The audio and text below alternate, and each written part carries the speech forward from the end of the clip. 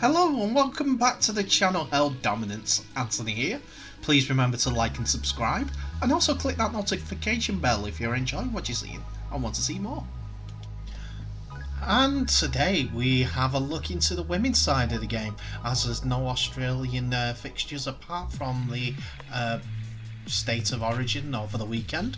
So we have a look in the women's state of origin first of all, with an evenly contested game, and then we also look into 5 things that were brought up from the England versus Wales international over the precursor to the combined All-Stars game.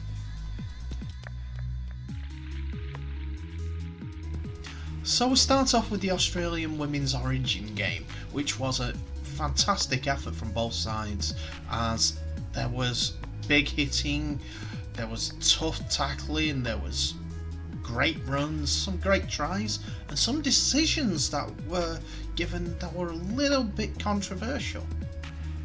So we'll have a look into the first half. The Sky Blues looked fierce in the opening of the match, with sliding attack helping Isabel Kelly break the line and score in only the 4th minute. The Maroons attempted to hit back with plenty of attack in their opposition half, but failed to complete the back ends of their sets. Ill discipline in the sloppy plays by New South Wales helped Queensland get back on track, as the wet weather conditions got the best of both teams. It was the Maroons who would capitalise on these best, and scores were level when Destiny Brill barged through from dummy half, scoring on debut.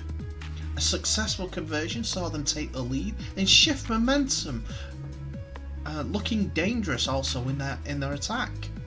While New South Wales struggled with 7 errors and 67% completion rate, their strong defence saw them remain in the fight by shutting down key players Tamika Upton and Taryn Aiken. So this led on to the second half. New South Wales came out firing in the opening minutes of the second half, but they failed to complete strong sets in key positions. Their scrambled attacks saw them miss a big overlap on the edge that could have been a try, and a drop ball by prop Millie Boyle cost them an almost certain try after a strong run. An incredible tackle by Lock Hannah Southwell brought back their momentum and helped return possession, before a penalty goal by Maddie Studden saw the scores locked up at 6-all after 52 minutes. While the Sky Blues had the strong running game with the speed of their outside backs, the Maroons remained in the fight through relentless defence. The class of Captain Ali Brigginshaw shone as she and Aiken set up a try to Upton, though it was overruled shortly after for an obstruction. The lead runner went to the line, and the half-back, or the captain in this case, Ali Brigginshaw, ran behind the player and passed it out to Aiken. Out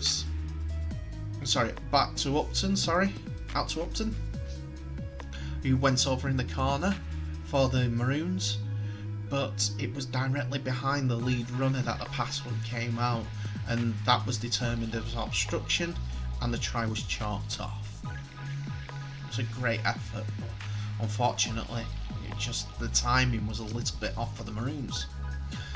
After several strong attacking sets, a leg pull by Philomena Hanesi saw Queensland awarded a penalty in front of the goals in the dying minutes, and we're talking about 2 minutes to go here.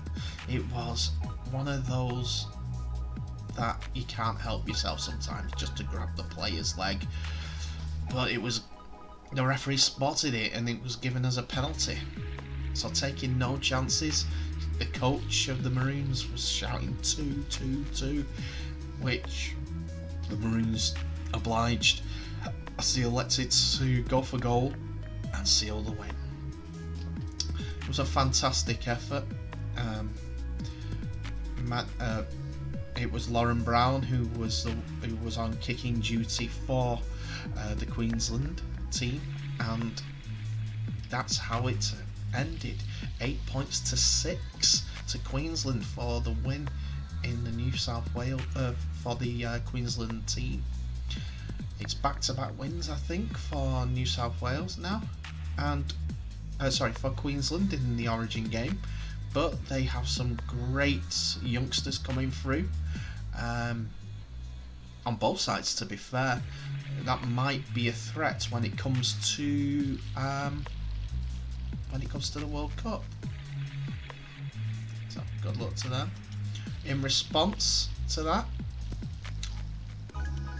Marines forward Chelsea Lenarduzzi is adamant she didn't milk a penalty in the dying stages of the side's 8-6 victory. A penalty goal with a minute remaining sealed back-to-back state of origins for the Queensland, as I mentioned. The call was tough to decide, a tense and tight clash, played with Maroon centre Lauren Brown making no mistake from in front to hand the Maroons the win. New South Wales Kylie Hidler didn't want to comment, but labelled the call a S-word way to lose a game post-match. While Blues captain Kezzy Apps was also careful with her words. I do have to say before I go on to a comment, Apps was very, very good. Number 11 was hard hitting all the way through the game and was a leader in defence and sets the standards for the New South Wales team. Unfortunately, the mistakes at the end of the sets, due to weather or just basics in this time, it was the reason why they did come out with the win. So, as I said, Apps said, I thought she, speaking of Lenarduzzi, was milking it. It's a really bad way to end the game. I'll leave it at that. Nevertheless, Lenarduzzi defended the play in a finish to the match that ensures no love is lost when the two states meet again in 2022. She was holding onto my leg as I was trying to play the ball, so I didn't know how I was milking it, she said. You'll have to ask Belinda Sharp, the referee. She obviously didn't think I was milking it, did she? So yeah, we have controversy in all the forms of our game, and this one, it was a really, really good game all the way through. It was intriguing for everyone who loves the sport, and I hope you guys watched it, and we'll be watching the 2022 version next year.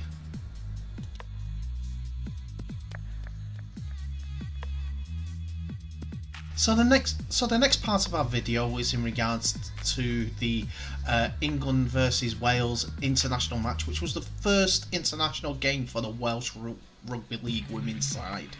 It's a fantastic occasion, and the women's team can be proud of some of the effort that they put into the game. Yes, it was a whitewash for the scores, and I will not put it on here. I'll just put mine now, my 5 takeaways from the game before and after, which stands both countries in good stead when it comes to rugby league.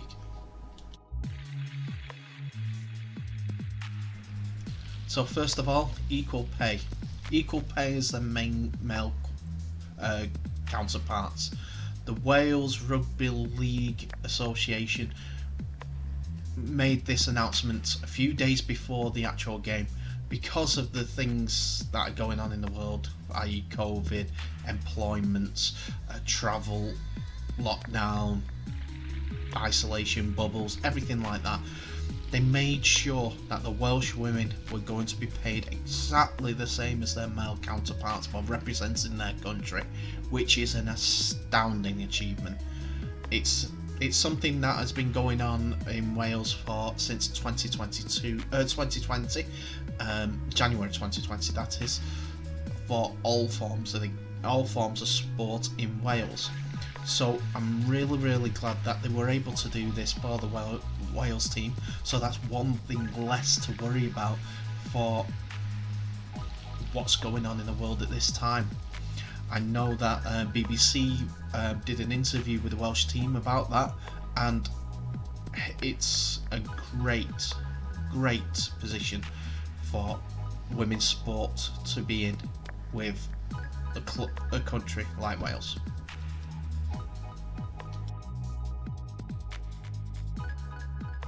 Wales in the early stages had a lot of heart in them and nearly went over when Lowry Knockett almost went in over in the corner. They were keeping England honest in the early stages and winning some key battles. So with more progression, more playing time, they will get in that match experience so that they can complete those games. So that's why the Women's Super League South is important to the game, so that these women can get their match experience so that they're ready for warm-ups, qualifiers, championships at international level. There was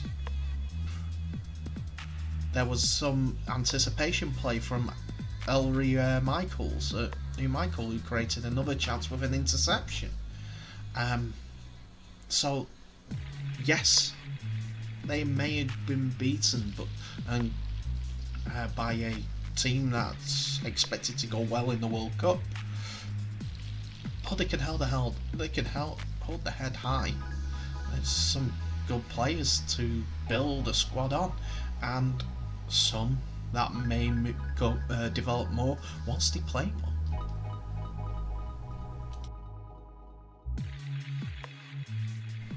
There were 10 different try scorers for England, so that they could show the world that they have potent attacking threats all over the pitch.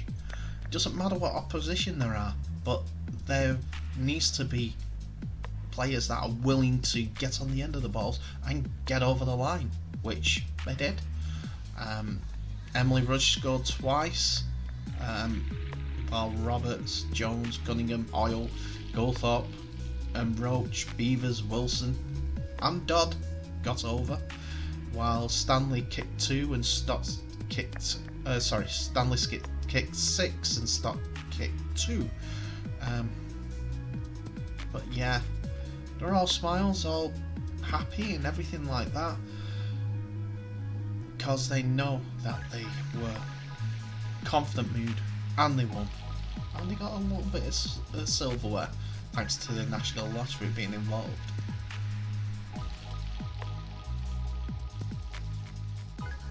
The game got national and international attention for TV showing. It was a spectacle that was put on because it was the first Women's Rugby League game. It was an international game, so International Rugby League still has a pull at any level. So when we're talking about why is the game not progressing, it's because we're not taking advantage of all the opportunities for International Rugby League.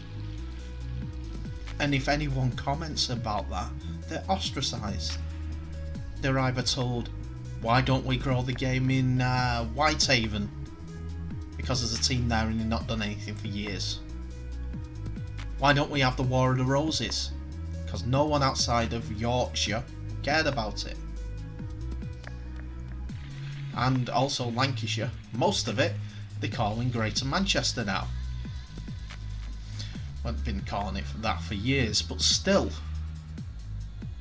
there's no real pathway for that sort of interest if they're not even bothered about supporting where they're from.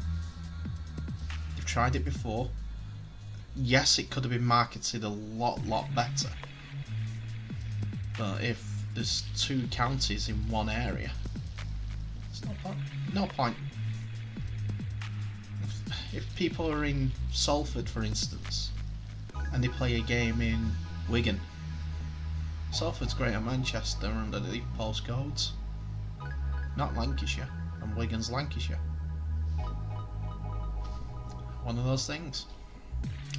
So let's grow this game internationally, then work our way down.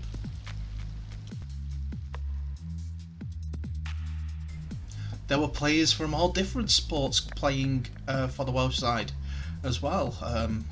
That means that people are interested in playing the sport. They want to be an athlete no matter what the sport is. So, if you put that opportunity in front of them, they'll come and play. There must be more athletes out there that are currently going to be playing in the Women's Super League South that will be eligible for Wales. They'll need more experience, more game time at club level and international level before they can get towards the standards. You could tell the physicality differences between the two teams as well, if you saw the game, you'd understand what I mean. So that will come with development of the women's game for Wales and down south. So hopefully more and more players will come across the opportunities that are out there, especially when they're looking into expanding these formats in the south. For instance, I brought them up before, Brighton. They were interested in getting involved, and I'm sure that there's a few more teams that would love to be under the Super League South brand. There needs to be though a Twitch channel for the South, and people running it from that through, I don't know, Rugby League saying this is the South one. Army have done their own, which is fantastic, but it needs more. It needs more viewing, more eyes on the product, more interest will be gathered.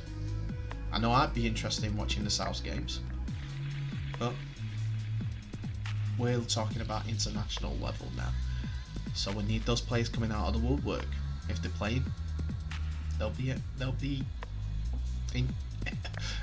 a chance that they'll be ready for the international level, whether it's with Scotland, Ireland, Jamaican women. Let's see how it goes. But yeah, that's my 5 takeaways. And that's it for another video, ladies and gentlemen. Thank you so much for watching. Please remember to like, subscribe, and also share this video worldwide. We're spreading the word and the gospel of Rugby League. Please help us. We want to grow our Rugby League family. But in the meantime, thank you so much for watching. All the best, and I'll see you in the next video.